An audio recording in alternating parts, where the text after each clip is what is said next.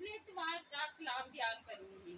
खुदा के खादम ने जो हमें सिखाया था कि नरम जुबान सख्त हड्डी को भी तोड़ सकती है, इसी तरह इसका सब्जेक्ट यही है कि नरम जुबान सख्त हड्डी को भी तोड़ सकती है।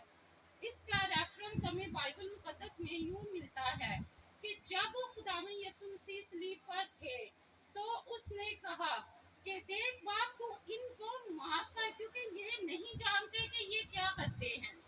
डाकू ने उसी वक्त तौबा की और कहा कि खुदावंद यीशु मसीह, जब आप अपनी बादशाही में जाएंगे तो मुझे याद रखना।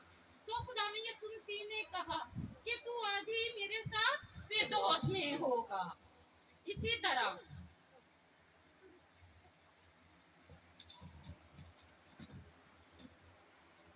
बीवी, हम देखते हैं कि मियाँ बीवी का रिश्ता भी नरम हड्डी पर, नरम जुबान पर है।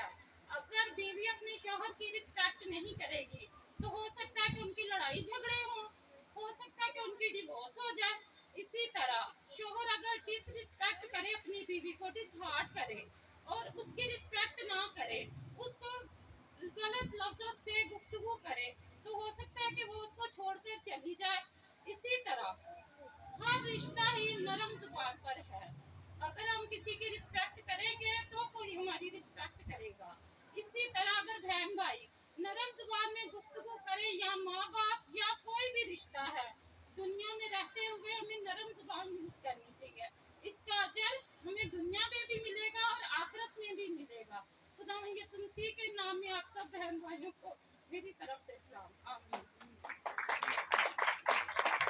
God bless you.